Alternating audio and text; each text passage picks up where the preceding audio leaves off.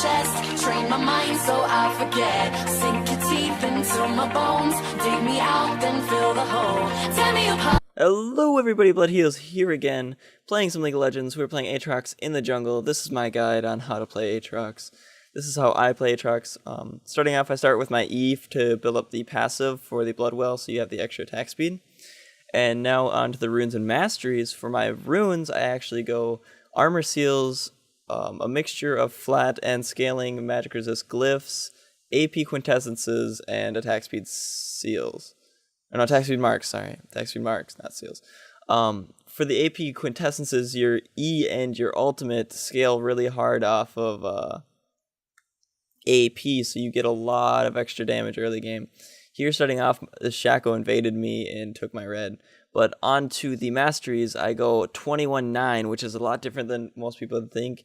You go 21, but you go for all of the AP things. Like, you go for the Magic Pen and AP, and then also all the AP and the Magic Blade mastery in the offensive tree. Then, moving on here, since I had a invaded red buff and I didn't get my red buff, I farm really hard early game. Swain actually gets ganked by Shaco because he pushed up too far, which is bad, but we can recover from that. I go mid lane to hold this off. Shaco tries to fight me here. He actually has more damage than me early because he has red buff and I don't. So I just do some damage to him and then pass him and go towards the minions and try to heal off them as much as possible. But he's not going to make it easy for me, so he deceives in, but I back out because I know he could actually kill me right there. So I back out, go to my golems, and just keep farming. With Aatrox, you can see right here, you have so much sustain in the jungle. I did this camp with like 100 health, and I'm still fine. So I go back here and pick up actually I go straight for Vamp Scepter, and for the build, I usually rush Blade of the Rune King, but you can get away with not just straight rushing that. You can go, like, if you're getting behind, you can get after you got your build Rod Cutlass and you get behind, you could go straight for tank after that, what I usually go for after that is I go for the Spirit of the Ancient Golem for the tenacity and the health and cooldown reduction. Cooldown reduction is actually still really good on Aatrox because you have more E's, more Q's, because your cooldown on that are decently high. Come in mid lane for the gank on Cassidy, but Shaco's already here again, which this is getting really annoying for me. I do my Q onto him, and then Swain comes over. We're trading decently well there. Like, it was close to being even, which Shaco's a really early game champion, so that's really good for me. And I know Shaco's still going to hang around. I see his deceive in. I'm going to stay closely focused as me. Cassidy silences me, but we almost kill Shaco here. He stays around too long trying to kill that minion. He almost has like 14 health, which is not good. We could have gotten that kill. Go back, pick up my Vamp Scepter. That'll help you sustain in the jungle completely and definitely.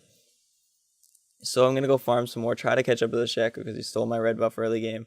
Blue buff just spawned, so I ping it over for Swain to come get it because you don't really need it very much on Aatrox. And I've pretty much caught up to where I should be in the jungle. You should be about level 6 by the time your buffs spawn again. And I'm going to ping 6 as soon as I take my red buff. Strategies for Aatrox, you want to gank early because that's when you want to get your Blade of the Rune King and then just start snowballing from there. You can snowball pretty hard as Aatrox. Like, I've gone like 8-2 as Aatrox just because I gotten some kills early. And then you capitalize on that, and your ultimate with your E burst is really, really high, which is really good. This game, I got really lucky with my team being really good, and everyone won lane, and I pretty much just had to farm and not be completely taken out of the game, and counter to gank this Shaco as much as possible like I am here. Shaco comes in, I slow him, jump on him. This is actually a really bad fight because I actually lost this fight pretty hard. I should have ultied right at the beginning to burst him down even lower. But I go into passive. I knew I had passive. The bad thing I did there, I waited too long to jump over or to flash over the wall. I E'd and destroyed Shaco's minion, or not minion, his clone, which did extra burst to me. That's why I ended up dying there. And it really caught me off guard, and I should have just flashed over the wall when I saw Cassidy coming over. Or I should have ultied right away on Shaco as soon as he checked that bush and killed him with that. Moving on here, though, I go into the jungle, farm up as much as possible. Garen gets away from Pantheon, which is really good. He's pushing really hard, so I can't really gank him. But he is still doing good, so it's okay. Start farming up. You want to farm if you can't gank, you want to farm as efficiently as possible. You don't want to trick yourself into thinking that you can gank when you can't. Like, if someone's pushed up to their tower, or even not even pushed up, like if the lane is even, it's still even really hard to gank. But if you're pushed up, the only thing you could possibly do is for the side lane, you can go through the lane bush, but it's really, really hard. Swain goes up top lane, and 2v1's Pantheon and Shaco, but he doesn't get the kill on Shaco, and he ends up dying, which isn't the greatest. On here, Casting comes out on me, so I jump on him. I start doing good damage to him. We trade evenly, which is really good for me to do against a cast in mid lane, and I'm a level behind. I level up, so we're even level now. He silences me again. I see I have ultimate up, but I don't have passive, so I'm going to slow him here and jump in on him, ulti, and then start hitting him. But I realize he has his Rift Walk, and I flash after him. I almost kill him. Like, it's so close to killing him there. I was so sad.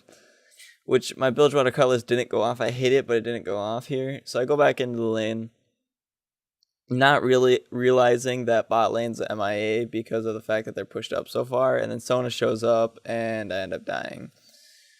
So one thing you got to be careful with Aatrox is non-targetable abilities like Sona's Q can still target you in the air. Like, her Q, when it hits a closest target, it will still hit you while you're jumped in the air. And also Nautilus hooks, and like hooks in general, will catch you when you go up in the air. It gets really annoying. Here I go take my red. We are ahead by a lot, or not by a lot, by 3 kills. But our bot lane won really hard, and so we're going to push mid lane as hard as possible. Swain goes to get his blue buff so we can start sieging this mid lane. And I keep farming up. I see Jinx in mid lane going to be fighting against Caston. Kale comes in a little bit early. He hears Rift Walk away. We're going to come in here, and we're going to actually dive this tower because he hit that slow. I'm going to hit my knock up. I'm going to hit my start auto tagging as much as possible, and Jinx is going to pick it up with the ultimate, which that ultimate's really fun to play on with her on Jinx. We're going to push this tower. We could actually have dove the Sona if she came up a little bit closer. He gets the snare. I go in with my jump, but I miss my E, and I hit my ultimate. It does the damage, but I don't pick up the kill. Kale ends up picking up the kill, which is fine. Swain hits another good snare here because of my slow. Hits the snare. I jump in. Or actually, I didn't jump in. We just kill her outright. We just kill them outright. Focus onto the tower. Keep your blood well up when you're trying to siege towers, so that'll keep your attack speed up. If you keep your blood well at max, you'll have a lot more attack speed that way. Here I checked for the blue, but it's not there. So I just back out. I end up backing here because now I can buy my Blade of the Rune King. At this point, since I got actually pretty far behind, I should have switched out of building Blade.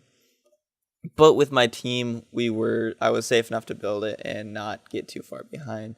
Because what can happen is if you build Blade, you can start actually snowballing in the opposite direction if you don't get it early enough, where you're not tanky enough and you just die every time you go in. Which is a really, really bad thing to do as a jungler, because you need to be one of the main tanks.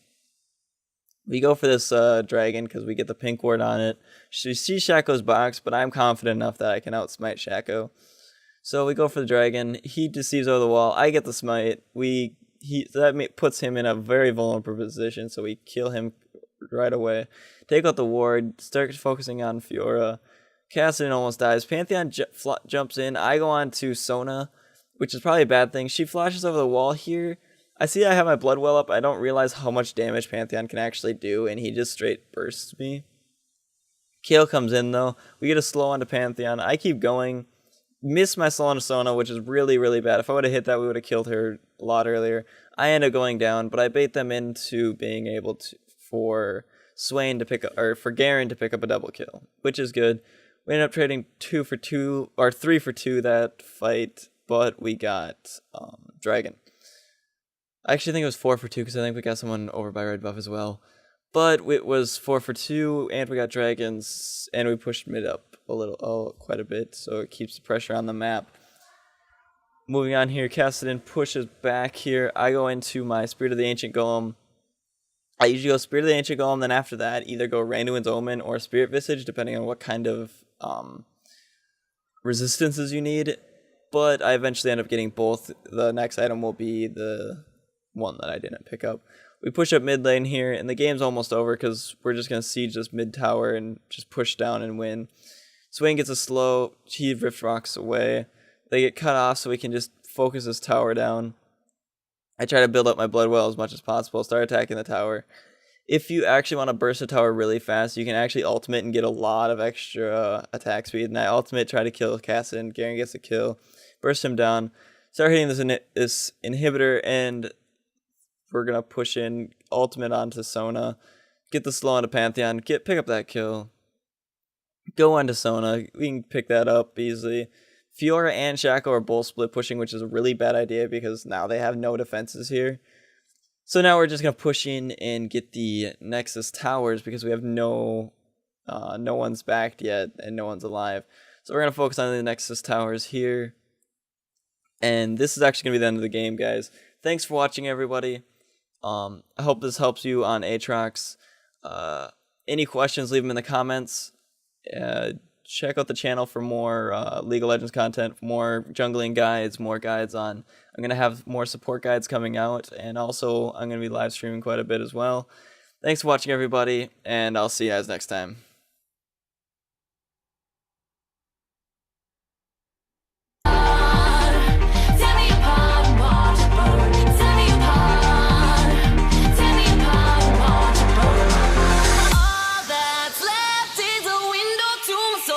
Come and get it.